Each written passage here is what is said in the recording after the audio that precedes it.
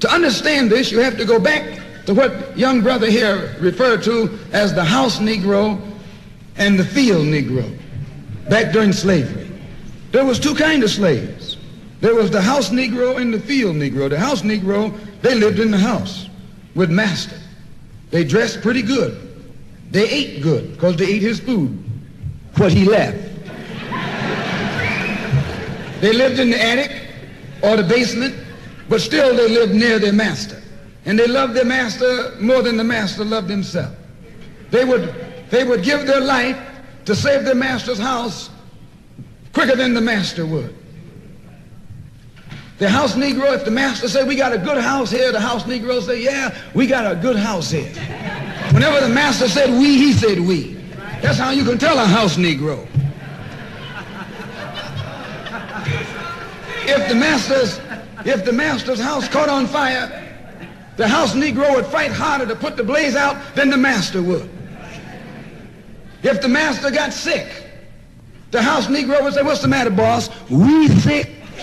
We sick.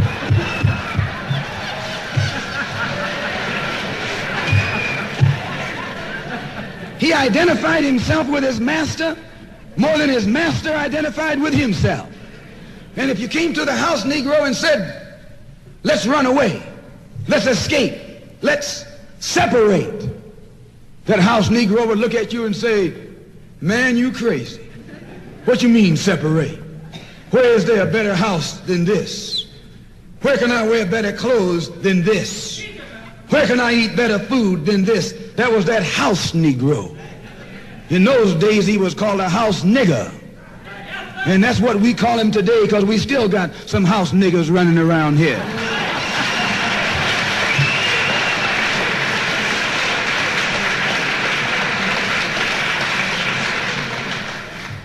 This modern house Negro loves his master. He wants to live near him. He'll pay 3 times as much as the house is worth just to live near his master. And then brag about, I'm the only Negro out here.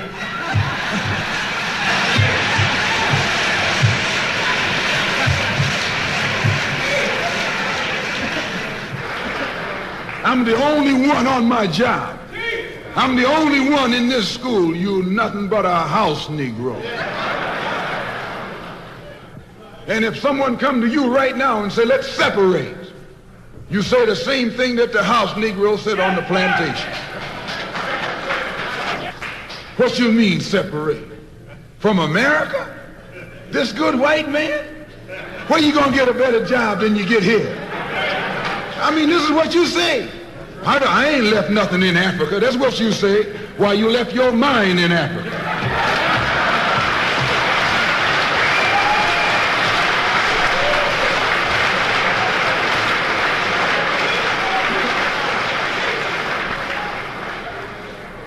On that same plantation, there was the field Negro. The field Negro, those were the masses. There was always more Negroes in the field than there was Negroes in the house. The Negro in the field caught hell. He ate leftovers. In the house, they ate high up on the hog. The Negro in the field didn't get nothing but what was left of the insides of the hog. They call them chitlins nowadays. In those days, they call them what they were, guts. That's what you were, a gut eater. And some of you all still gut eaters.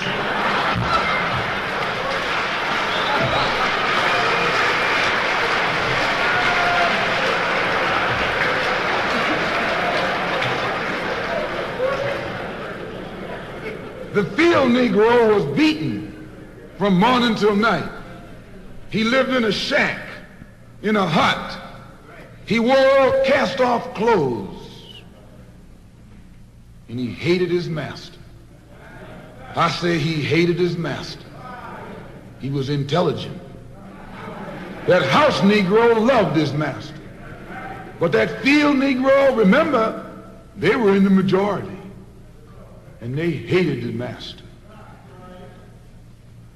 When the house caught on fire, he didn't try and put it out. That field Negro prayed for a wind.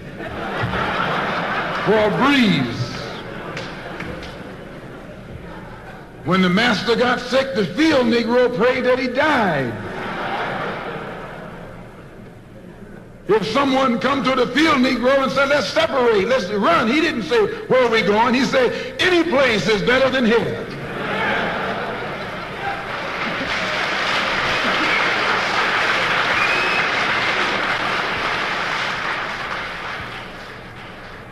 You got field Negroes in America today. I'm a field Negro. The masses are the field Negroes. When they see this man's house on fire, you don't hear these little Negroes talking about our government is in trouble. They say the government is in trouble.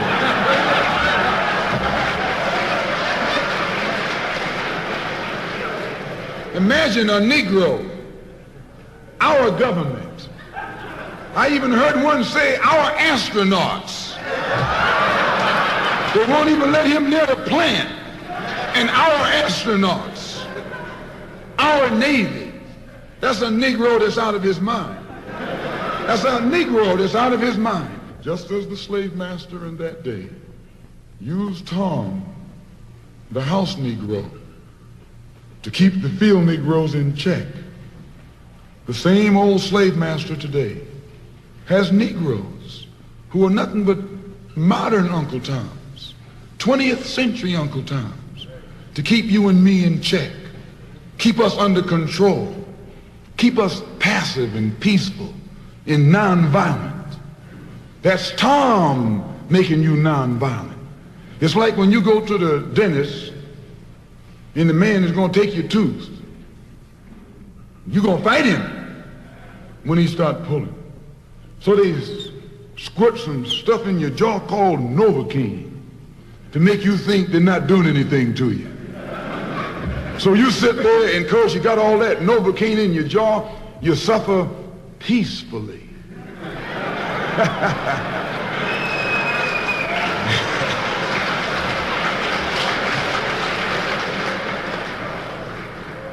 Blood running all down your jaw.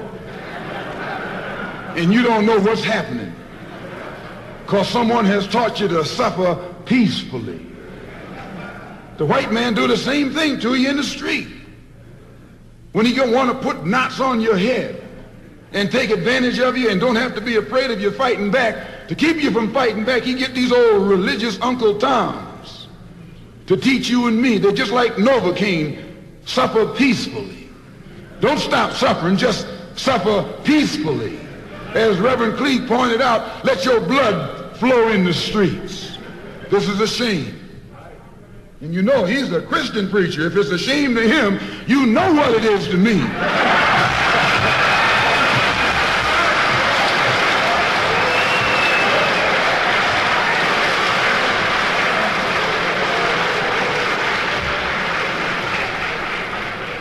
Because nothing in our book, the Quran, as you call it, Koran, teaches us to suffer peacefully. Our religion teaches us to be intelligent, be peaceful, be courteous, obey the law, respect everyone. But if someone puts his hand on you, send them to the cemetery.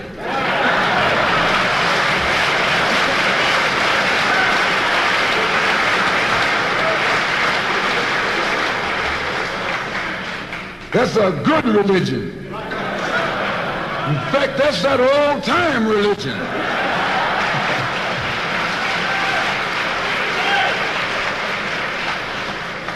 That's the one that Ma and Pa used to talk about. An eye for an eye, and a tooth for a tooth, and a head for a head, and a life for a life. That's a good religion. And then anybody, no one resents that kind of religion being taught but a wolf who intends to make you his meal. This is the way it is with the white man in America. He's a wolf and you a sheep. Anytime a shepherd, a pastor, teach you and me not to run from the white man, and at the same time teach us don't fight the white man, he's a traitor. to you and me. Don't lay down our life all by itself. No.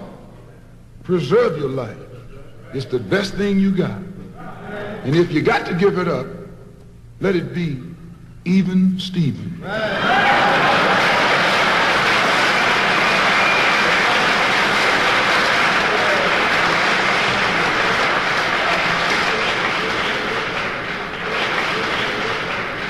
The slave master took Tom and dressed him well and fed him well and even gave him a little education. Gave him a long coat and a top hat and made all the other slaves look up to him. Then he used Tom to control them. The same strategy that was used in those days is used today by the same white man. He take a Negro, so-called Negro, and make him prominent, build him up, publicize him, make him a celebrity, and then he becomes a spokesman for Negroes and a Negro leader.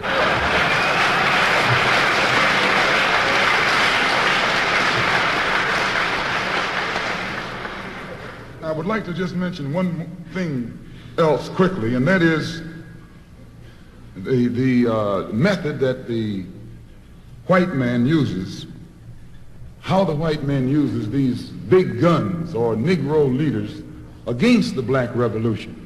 They are not a part of the black revolution. They're used against the black revolution. When Martin Luther King failed to desegregate Albany, Georgia, the civil rights struggle in America reached its low point. King became bankrupt almost as a leader. Plus, even financially, the Southern Christian Leadership Conference was in financial trouble. Plus, it was in trouble, period, with the people when they failed to desegregate Albany, Georgia. Other Negro civil rights leaders of so-called national stature became fallen idols. As they became fallen idols, began to lose their prestige and influence, local Negro leaders began to stir up the masses. In Cambridge, Maryland, Gloria Richardson. In Danville, Virginia, and other parts of the country, local leaders began to stir up our people at the grassroots level. This was never done by these Negroes whom you recognize of national stature. They controlled you, but they never incited you or excited you. They controlled you. They contained you. They kept you on the plantation. As soon as King failed in Birmingham, Negroes took to the streets. King got out and went out to California to a big rally and raised about, I don't know how many thousands of dollars. Come to Detroit and had a march and raised some more thousands of dollars. And recall, right after that, Wilkins attacked King, accused King and the Corps of starting trouble everywhere and then making the NAACP get him out of jail and spend a lot of money, and then he accused King and Corps of raising all the money and not paying it back. This happened. I got it in documented evidence in the newspaper. Roy started attacking King, and King started attacking Roy, and farmers started attacking both of them. And as these Negroes of national stature begin to attack each other, they begin to lose their control of the Negro masses. And Negroes was out there in the streets. They was talking about, we're going to march on Washington. By the way, and right at that time, Birmingham had exploded, and the Negroes in Birmingham, remember, they also exploded. They began to stab the crackers in the back and bust them upside the head. Yes, they did. That's when Kennedy sent in the troops down in Birmingham. So, and right after that, Kennedy got on the television and said, this is a moral issue. That's when he said he's going to put out a civil rights bill. And when he mentioned civil rights bill and the Southern crackers started talking about they were going to boycott it or filibuster it, then the Negroes started talking about what? We're going to march on Washington, march on the Senate, march on the White House, march on the Congress, and tie it up, bring it to a halt. Don't let the government proceed. They even said they was going to go out to the airport and lay down on the runway and don't let no airplanes land. I'm telling you what they said. That was revolution. That was revolution. That was the black revolution. It was the grassroots out there in the street. scared the white man to death, scared the white power structure in Washington, D.C. to death. I was there. When they found out that this black steamroller was going to come down on the Capitol, they called in Wilkins. They called in Randolph. They called in these national Negro leaders that you respect and told them, call it off. Kennedy said, look, you all letting this thing go too far. And old Tom said, boss, I can't stop it because I didn't start it.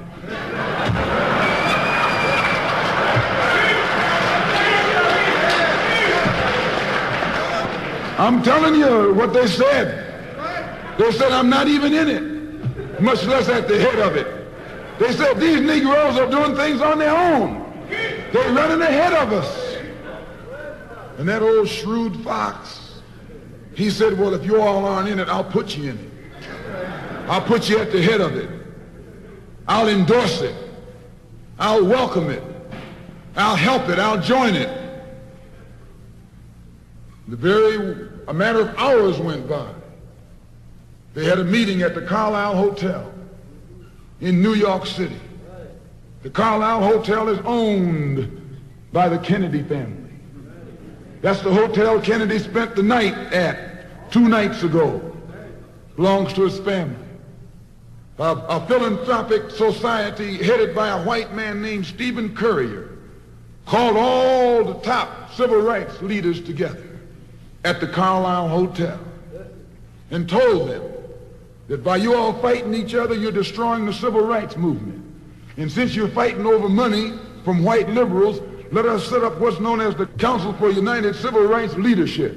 Let's form this council, and all the civil rights organizations will belong to it. And we'll use it for fundraising purposes. Let me show you how tricky the white man is. And as soon as they got it formed, they elected Whitney Young as the chairman. And who you think became the co-chairman? Stephen Currier, the white man. A millionaire. Powell was talking about it down at the Cobo today. This is what he was talking about. Powell knows it happened. Randolph knows it happened. Wilkins knows it happened. King knows it happened. Every one of that so-called Big Six. They know what happened. Once they formed it with the white man over it, he promised them and gave them $800,000 to split up between the Big Six, and told them that after the march was over, they'd give them $700,000 more. $1.5 million split up between leaders that you've been following, going to jail for, crying crocodile tears for, and they've nothing but Frank James and Jesse James and brothers.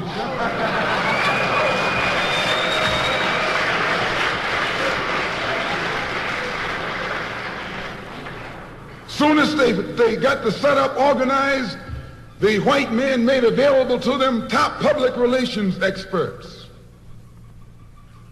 opened the news media across the country at their disposal. And then they begin to project these Big Six as the leaders of the march. Originally, they weren't even in the march. You was talking this march talk on Hastings Street. Is Hastings Street still here? On Hastings Street. You was talking the march talk on Lenox Avenue. And down on, Fillmore Street. And Central Avenue. And 42nd Street and 63rd Street. That's where the march talk was being talked. But the white man put the Big Six ahead of it, made them the march. They became the march. They took it over. And the first move they made after they took it over, they invited Walter Reuther, a white man. They invited a priest, a rabbi, and an old white preacher. Yes, an old white preacher. The same white element that put Kennedy in power, labor, the Catholics, the Jews, and liberal Protestants. Same clique that put Kennedy in power joined the March on Washington. It's just like when you got some coffee that's too black which means it's too strong, what you do, you integrate it with cream.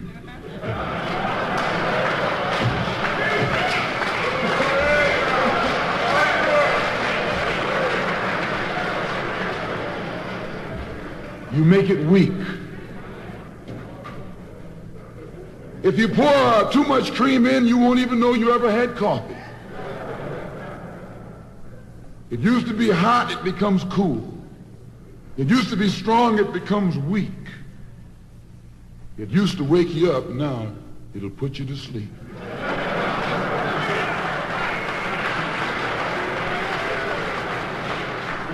This is what they did with the March on Washington. They joined it. They didn't integrate it, they infiltrated it. They joined it, became a part of it, took it over. And as they took it over, it lost its militancy. They ceased to be angry. They ceased to be hot. They ceased to be uncompromising. Why, it even ceased to be a march. It became a picnic, a circus.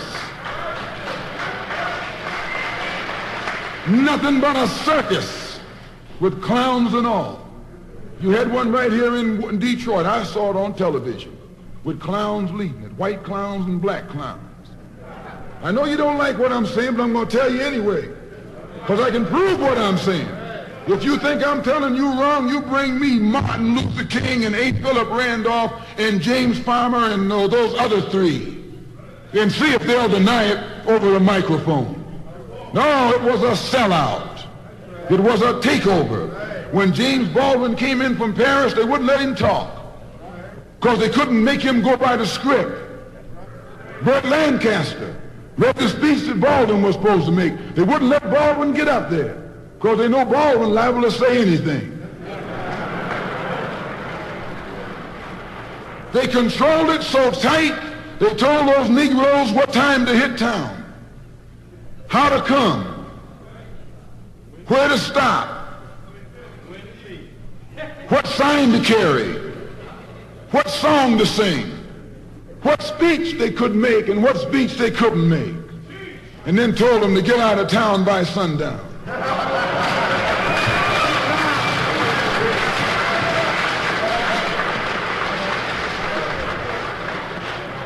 And every one of those Toms were out of town by sundown. Now, I know you don't like my saying this, but I can back it up. It was a circus, a performance. It beat anything Hollywood could ever do. The performance of the year. Ruther and those other three devils should get a Academy Award for the best actors because they acted like they really loved Negroes and fooled a whole lot of Negroes. And the 6 Negro leaders should get an award, too, for the best supporting cast.